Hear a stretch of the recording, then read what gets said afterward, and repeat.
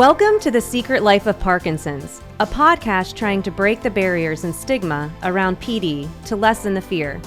It's a disease no one likes to talk about.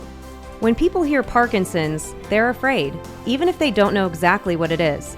This podcast is led by Parkinson's patients talking about their daily life with PD. I'm your host, Jessica Krauser. Hi, and welcome back to The Secret Life of Parkinson's. I'm Jessica Krauser, and I'm with Brian Baker. Hi, Jess. Hi, Brian. How are you? I'm amazing still. I'm always amazing, you know that? I know. You've got to think of something else to say. I know. I'm well. Okay. You know what? You might be doing even better because we have Ginger Montoro. Ginger's joining us today. Hi, Ginger. Hi. How are you? I'm great. So Ginger is exercises with us at the gym, and she was just diagnosed what year with? 2020. 2020. And she was actually introduced, or we were introduced to her, or by mutual combination through the 5K for JK, the first annual walk. Because her daughter lives in my area, and so she's like, "Hey, Mom, we got to go to this walk," and they went, and now she joined PD Next Steps, and the rest is history. So Ginger is It's been a love affair ever since. It has been. So Ginger, I'm super excited, and thank you so much for coming on. I know I've talked to you about this a lot of times before, but one of the main things that I want to focus in and talk to you about is the freezing of gait. So we'll probably show some videos at some point of what that looks like. But one of your major symptoms, correct me if I'm wrong, is freezing of gait, correct? My only symptom that I notice, really. Is that what made you go to see a neurologist? Oh, no. Rubbing my tongue against my teeth and my handwriting got really small. That's what made me go to the doctor, and the doctor said, "I think you need to see a neurologist," and one thing led to another. The freezing of gait didn't happen until, about a year into it. Really? So what is the freezing of gait? So can you clarify that? Matter of fact, when I first met Melissa, I went over to the studio, and she said, "Well, walk down the middle of the carpet," and I did, and I had no trouble. But now I'm starting to freeze up, and it's troublesome. So how do they define freezing of gait, or how would you define freezing of gait? What is it? Well, best way I can describe it is my grandsons both asked me what freezing of gait felt like, and I said, "Well, I said, come here," and I held their feet down to the floor, and I said, "Now walk," and they couldn't, and they said, "Oh, we can't," and I said, "Well, that's what freezing of gait feels like." Yeah, it just feels like you can't lift your feet, you can't move, you're just stuck. So that is there's, I don't know why, but this fascinates me just because it's a symptom that I don't have yet, or, everyone has different symptoms throughout the whole, journey. So I may or may not, but I'm just, it's probably like how other people feel about me or other Parkinson's patients, like, well, why can't you do this? It's like, okay, I can eventually, but I have to think through or do certain things. Is freezing of gait the same way? Like, are there tricks or things that you can do to make you move? Yes, I can. If I'm not if I'm in a good situation where I can just stop, take 3 deep breaths and calm down, because I usually freeze up when I'm excited or irritated or sad, upset about something. Like trying to get out here this afternoon, I couldn't get out here.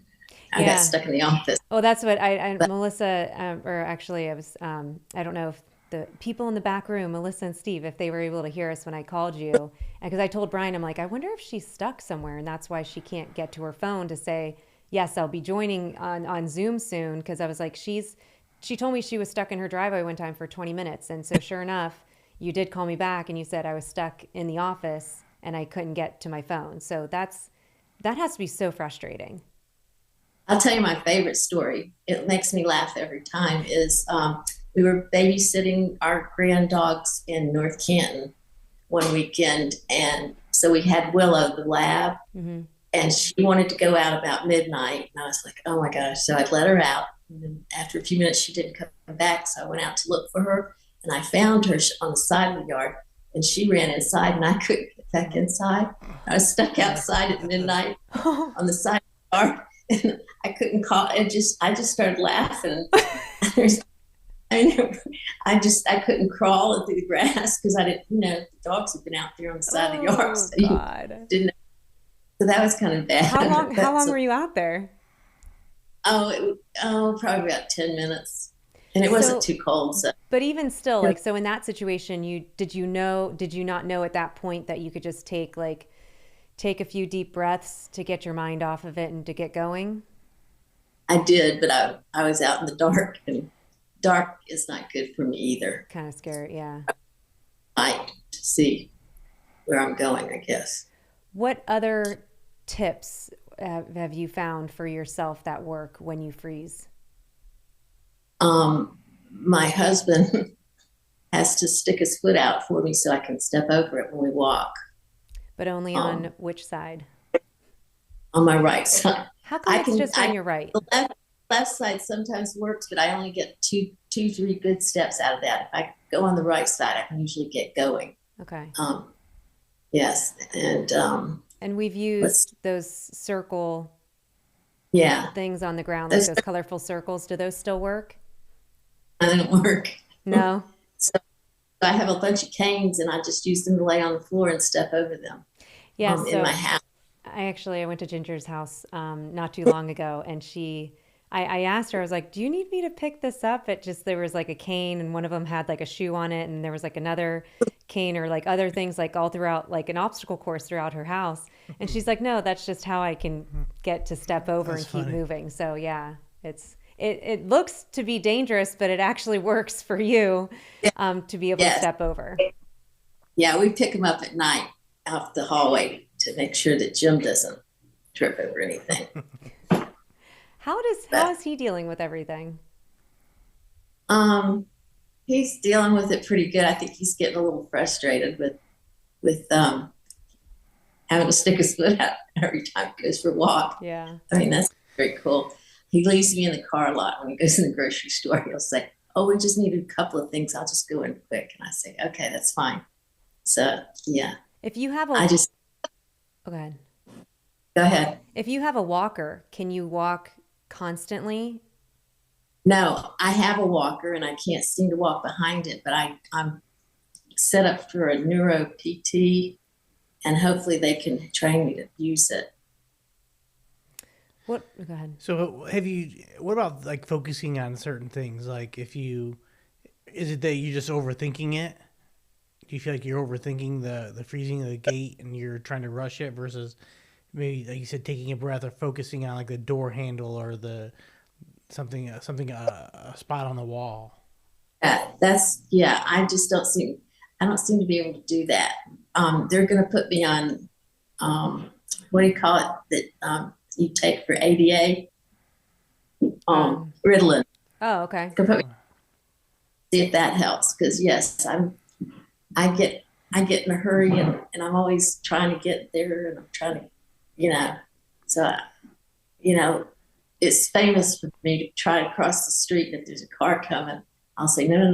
And Jill says, no, that car's like a mile away. I said, I don't care. I can't go until I can see a car. If I see a car, I'll freeze up.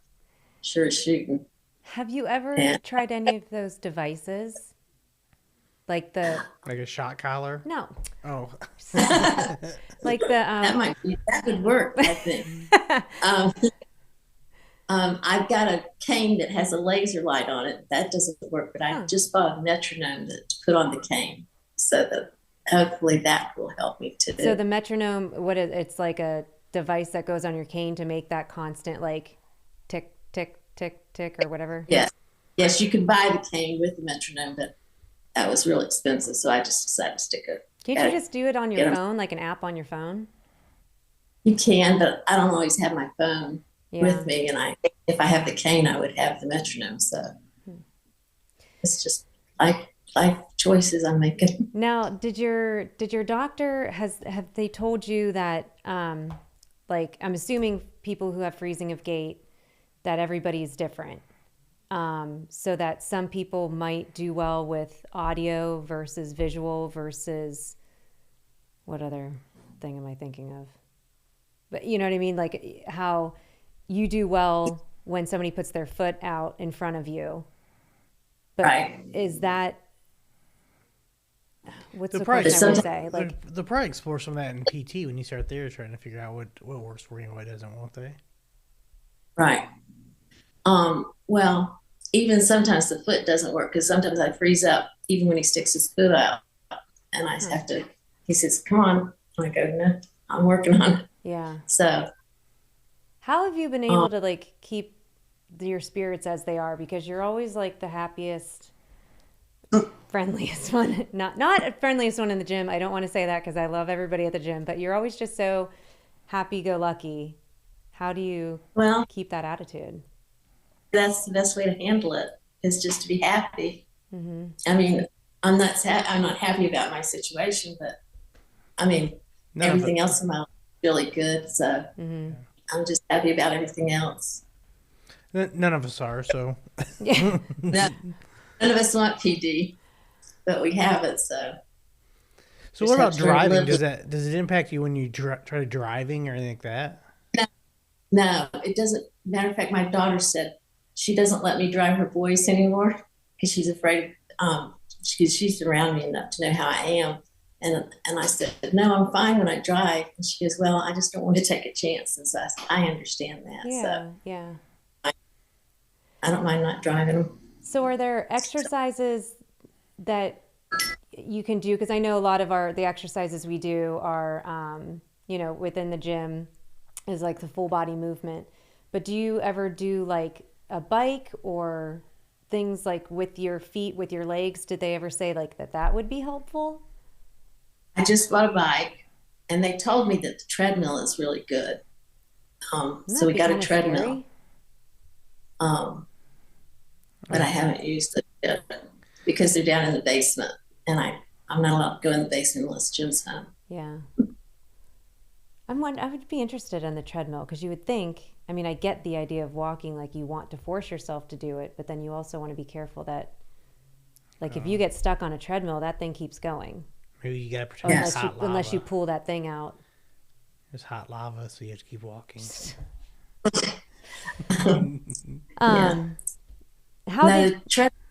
I've been able to do the treadmill without any trouble, as long as I start real slow. Now, I haven't looked into it that much, but are there specific medications that are supposed to work better or work for freezing of gait? Or is there nothing? No, there really isn't. Matter of fact, I've been told that the carbidopa, levodopa doesn't help freezing of gait at all. It's helping other symptoms that I'm not aware of. But freezing gait, there's really no medication you can take, is what I've been told. They said freezing of gait is the hardest thing they have to deal with. I wonder how many people have freezing of gait. Some research I need to do. Interesting.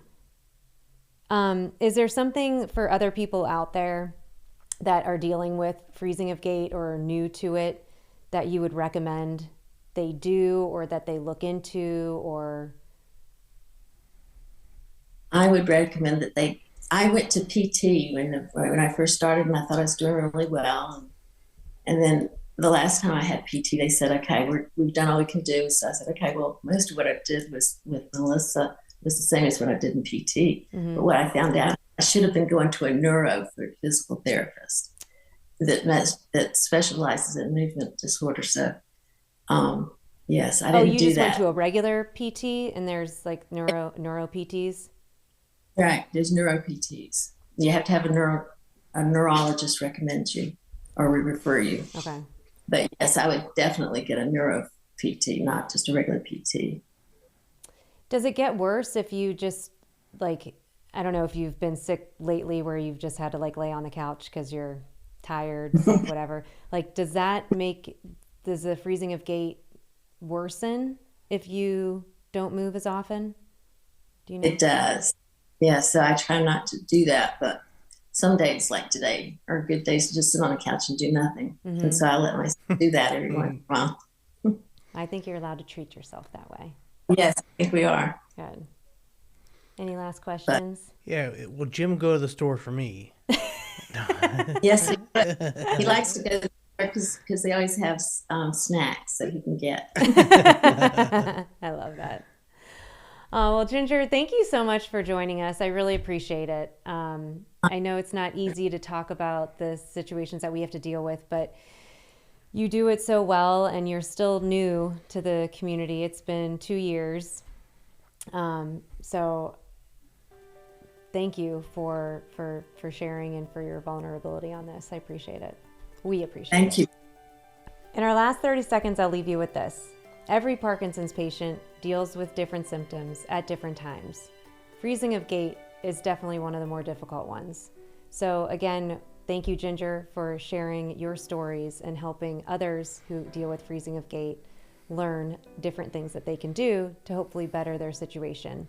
And we also have episode 17, where we did talk to a physical therapist about freezing of gait and how that can help.